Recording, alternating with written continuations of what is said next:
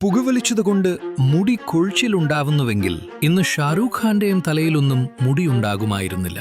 നല്ല ഡയറ്റ് മാത്രമെടുത്താൽ മുടി ഹെൽത്തി ആയിരുന്നുവെങ്കിൽ ഇന്ന് നീരജ് ചോപ്രയുടെ മുടിയുടെ ഈ നിലയാകുമായിരുന്നില്ല.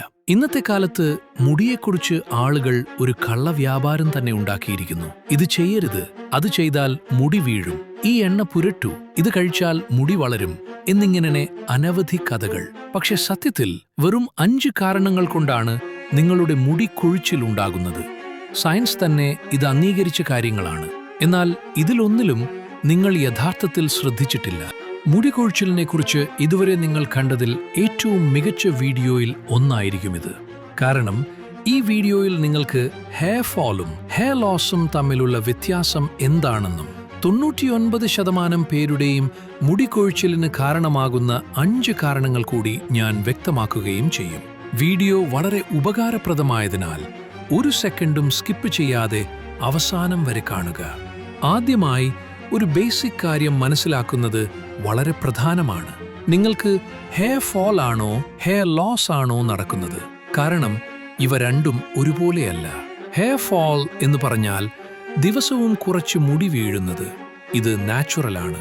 ഓരോ ആളിലും ദിവസം 50 മുതൽ 100 വരെ മുടി സ്വാഭാവികമായി വീഴും. ഹെയർ ലോസ് എന്ന് പറഞ്ഞാൽ മുടി വീഴുന്നു, പക്ഷേ അതിന്റെ പകരം പുതിയ മുടി വരുന്നതല്ല. ഈ കേസിൽ ദിവസം 100-ൽ അധികം മുടി വീഴും. ഇത് നിങ്ങൾക്ക് കുളിക്കുമ്പോൾ അല്ലെങ്കിൽ മുടി ചീകുമ്പോൾ വ്യക്തമായി കാണാം. ഹെയർ ലോസ് ഉണ്ടെങ്കിൽ ഹെയർ ലൈൻ പിന്നോട്ടു പോകുന്നത്, സ്കാൽപ്പിൽ പാച്ചുകൾ ഉണ്ടാകുന്നത്, അല്ലെങ്കിൽ മൊത്തത്തിലെ മുടിയുടെ ഡെൻസിറ്റി കുറയൽ എന്നിവ കാണപ്പെടും. സമയം തികയ്ക്കാതെ ഇത് ചികിത്സിക്കാതെ വിട്ടാൽ ഇത് പെർമനന്റ് പ്രശ്നമാകാനും സാധ്യതയുണ്ട്. അതുകൊണ്ട് ആദ്യം തന്നെ നിങ്ങൾക്ക് ഹെയർ ഫോൾ ആണോ ഹെയർ ലോസ് ആണോ എന്ന് പരിശോധിക്കുക.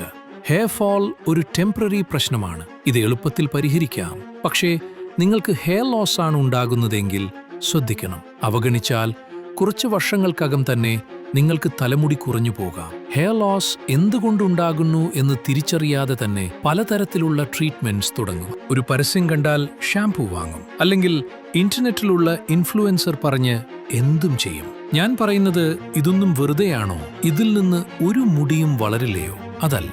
പക്ഷേ അവ നിങ്ങളുടെ കേസിൽ ശരിക്കും വർക്ക് ചെയ്യുമോ ഇല്ലയോ എന്നത് ആദ്യം മനസ്സിലാക്കുന്നത് അത്യാവശ്യമാണ്. അതിനാൽ അടുത്ത പോയിന്റ്, നിങ്ങളുടെ ഹെയർ ലോസിന് പിന്നിലെ റൂട്ട് കോസ് കണ്ടെത്തുന്നത് വളരെ പ്രധാനമാണ്. ഇത് മനസ്സിലാകാതെ എത്ര വീട്ടുവൈദ്യം ചെയ്താലും എത്ര മരുന്നുകൾ കഴിച്ചാലും ഒന്നും കാര്യമാകില്ല. ഉദാഹരണത്തിന്, നിങ്ങളുടെ ശരീരത്തിൽ ബയോട്ടിൻ കുറവാണെന്ന് വെക്കൂ. എന്നാൽ നിങ്ങൾ ഹെയർ ഗ്രോത്ത് സീറം അല്ലെങ്കിൽ ഓയിൽ മാത്രം ഉപയോഗിക്കുന്നുവെങ്കിൽ അതിന് വലിയൊരു ഫലം കാണില്ല. കാരണം പ്രശ്നത്തിന്റെ മൂലകാരണം ബയോട്ടിൻ ഡെഫിഷ്യൻസി ആണല്ലോ. നിങ്ങൾ ശരീരത്തിന് ബയോട്ടിൻ നൽകിയാൽ മുടി നിർമ്മിക്കാൻ ആവശ്യമായ കാര്യങ്ങൾ ലഭിച്ചതിനാൽ ശരീരം തന്നെ ഹെയർ ഫോള് നിർത്താൻ തുടങ്ങും. ഇനി നിങ്ങളുടെ മെയിൻ റൂട്ട് കോസ് കണ്ടെത്താം. Reason number 1, genetics. ജെനറ്റിക്സ് ആണ് ഹെയർ ലോസിന്റെ ഏറ്റവും കോമണും സ്ട്രോങ്കസ്റ്റുമായ കാരണം. പ്രത്യേകിച്ച് പുരുഷന്മാർക്ക്. നിങ്ങളുടെ അച്ഛൻ അല്ലെങ്കിൽ കുടുംബത്തിലെ മറ്റാരെങ്കിലും ഏർലി ബോൾഡ്നെസ് ഉണ്ടായിട്ടുണ്ടെങ്കിൽ നിങ്ങൾക്കും അത് സംഭവിക്കാൻ ഹൈ ചാൻസസ് ഉണ്ട്. ഇത് മേൽ പാറ്റേൺ ബോൾഡ്നെസ് എന്നാണ് വിളിക്കുന്നത്. സാധാരണയായി ഇത് ഹെയർ ലൈൻ പിൻവാങ്ങുന്നതിലോ അല്ലെങ്കിൽ ക്രോൺ ഏരിയ തീനിങ് ആകുന്നതിലോ ആരംഭിക്കും. പക്ഷെ അതിനർത്ഥം അച്ഛൻ ബോൾഡ് ആയതുകൊണ്ട് നിങ്ങൾക്കും 100% ബോൾഡ് ആകും എന്നല്ല. Reason number 2, hormonal imbalance. Hormones എന്ന് പറയുന്നത് നമ്മുടെ ശരീരത്തിലെ കെമിക്കൽ മെസ്സഞ്ചേഴ്സ് ആണ്. ഇവ് ഗ്രോത്ത്, മൂഡ്, എനർജി മാത്രമല്ല ഹെയർ ഹെൽത്ത് വരെ നിയന്ത്രിക്കും. ഹെയർ ഫോളിക്കിൾസ് ഈ ഹാർമോൺസിനോട് വളരെ സെൻസിറ്റീവ് ആണ്. അതിനാൽ ഹാർമോൺസ് ഇംബാലൻസ് ആകുമ്പോൾ ഹെയർ ഫോൾ വളരെ സാധാരണമായ സൈഡ് ഇഫക്റ്റായി കാണപ്പെടും. മെയിൻലി 3 ഹാർമോൺസ് ആണ് ഹെയർ ലോസ് ഉണ്ടാക്കാനുള്ള പ്രധാന കാരണങ്ങൾ. 1, DHT.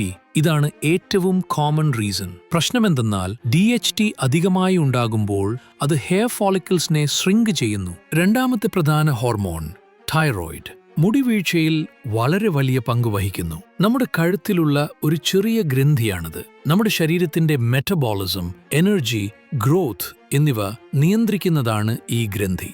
ഈ ഗ്രന്ഥി ശരിയായി പ്രവർത്തിക്കാതെ കുറവോ കൂടുതലോ ആയി പ്രവർത്തിച്ചാൽ ശരീരത്തിനുള്ളിലെ ഹോർമോൺ ബാലൻസ് തകരാം. ഹോർമോൺ ഇംബാലൻസ് ഉണ്ടായാൽ മുടി വളരുന്ന സൈക്കിൾക്കും ബാധ വരും. പക്ഷേ തൈറോയിഡ് പ്രശ്നമുണ്ടാകുമ്പോൾ മുടിയുടെ ഫോളിക്കിൾസിന് കൂടുതൽ സ്ട്രെസ് ഉണ്ടാകുകയും മുടി വേഗത്തിൽ വീഴുകയും ചെയ്യും. മൂന്നാമത്തെ ഹോർമോൺ കോർട്ടിസോൾ. ഇതൊരു സ്ട്രെസ് ഹോർമോണാണ്. നിങ്ങൾ തുടർച്ചയായും സ്ട്രെസ് എടുക്കുമ്പോൾ ശരീരത്തിൽ കോർട്ടിസോൾ ലെവൽ കൂടുതലാകുന്നു. ഇവ നിങ്ങളിലെ മുടിവീഴ്ചയ്ക്ക് പിന്നിലെ പ്രധാന കാരണമായിരിക്കും. Reason number 3, wrong hair care. നിങ്ങളിൽ പലരും ഒരു ഹെയർ കെയർ റൂട്ടീൻ ഫോളോ ചെയ്യാറുണ്ട്. മുടിവീഴ്ചയ്ക്ക് ശരീരത്തിനുള്ളിലെ പ്രശ്നങ്ങൾ മാത്രം കാരണമല്ല, പുറത്തുനിന്നുള്ള കാരണങ്ങളും വലിയ പങ്ക് വഹിക്കും. ദിവസേന ഉപയോഗിക്കുന്ന ചില പ്രൊഡക്റ്റുകൾ മുടിയെ മെല്ലെ ഡാമേജ് ചെയ്യും, പ്രത്യേകിച്ച് സൾഫേറ്റ് ഷാംപൂകൾ. നിങ്ങൾ ഇവയിൽ ഏതെങ്കിലും സൾഫേറ്റ് ഷാംപൂ ഉപയോഗിക്കുന്നുവെങ്കിൽ ഇന്നു മുതൽ തന്നെ നിർത്തുക. കാരണം ഇവ സ്കാൽപ്പിനെ ഡ്രൈയും ഇറിറ്റേറ്റിംഗുമാക്കി എക്സസ് ഡാൻഡ്രഫും ക്ലോഗ്ഡ് പോർസും ഉണ്ടാക്കും. Number 5, stress and life style. Stress ഇത് നിങ്ങളുടെ മുടിയുടെ ഹിഡൻ കില്ലറാണ്. ഇമോഷണൽ ആയാലും ഫിസിക്കൽ ആയാലും സ്ട്രെസ് നേരിട്ട് ഹെയർ ഗ്രോത്ത് സൈക്കിളിനെ ബാധിക്കുന്നു. ഇതിനെ ടെലോജൻ എഫ്ലൂവിയം എന്ന് വിളിക്കുന്നു. ഇതിലൊരു പ്രത്യേക ഭാഗത്ത് മാത്രമല്ല, പൂർണ്ണ സ്കാൽപ്പിൽ നിന്നുമാണ് മുടിവീഴ്ച ആരംഭിക്കുന്നത്. കുറച്ച് ഉറക്കം, processed junk food, alcohol, exercise ഇല്ലായ്മ എന്നിവയും മുടിവീഴ്ച വേഗത്തിലാക്കുന്ന ലൈഫ് സ്റ്റൈൽ പ്രശ്നങ്ങളാണ്. സൊല്യൂഷൻ വളരെ സിമ്പിൾ. സ്ട്രെസ് മാനേജ്മെന്റ് ടെക്നിക്കുകൾ, മെഡിറ്റേഷൻ, വർക്കൗട്ട്, ശരിയായ ഉറക്കം എന്നിവ നിങ്ങളുടെ റൂട്ടീനിൽ ചേർക്കുക. റൂട്ട് കാരണമാകുന്നത് സ്ട്രെസ് ആണെങ്കിൽ മുടി സ്വാഭാവികമായി 6 മുതൽ 9 മാസംക്കുള്ളിൽ വീണ്ടും തിരികെ വരും. ഇവയാണ് മുടിവീഴ്ചയ്ക്കുള്ള 5 പ്രധാന കാരണങ്ങൾ. ഇനി നിങ്ങൾ ചെയ്യേണ്ടത് നിങ്ങളുടെ കേസിൽ ഏത് കാരണമാണ് ബാധകമാകുന്നത് എന്ന് പരിശോധിക്കുക. ഇവയിൽ ഒന്ന് മാത്രമോ അല്ലെങ്കിൽ രണ്ടും ഒരുമിച്ചോ ഉണ്ടാകാം. ഇത് നിങ്ങൾ തന്നെയാണ് വിലയിരുത്തേണ്ടത്, കാരണം ഞാൻ വ്യക്തിപരമായി പറഞ്ഞു തരാൻ കഴിയില്ല. മികച്ച മാർഗം എന്തെന്നാൽ നിങ്ങളുടെ മുടിവീഴ്ചയുടെ പാറ്റേൺ മനസ്സിലാക്കുക. ഞാൻ ഓരോ കാരണത്തിലും പറഞ്ഞ സയൻസ് നിങ്ങളുടെ സാഹചര്യവുമായി മാച്ച് ആകുന്നുണ്ടോ ഇല്ലയോ എന്ന് നോക്കുക. എത്രയും പെട്ടെന്ന് മുടിയെ ഹെൽത്തിയും ശക്തമായതുമാക്കാനുള്ള ശ്രമം ആരംഭിക്കുക. കാരണം ഭാവിയിൽ മുടി നഷ്ടമായി കഴിഞ്ഞാൽ ഹെയർ ട്രാൻസ്പ്ലാന്റും പശ്ചാത്താപം മാത്രമേ ബാക്കിയുണ്ടാകൂ. പക്ഷേ ആശങ്ക വേണ്ട.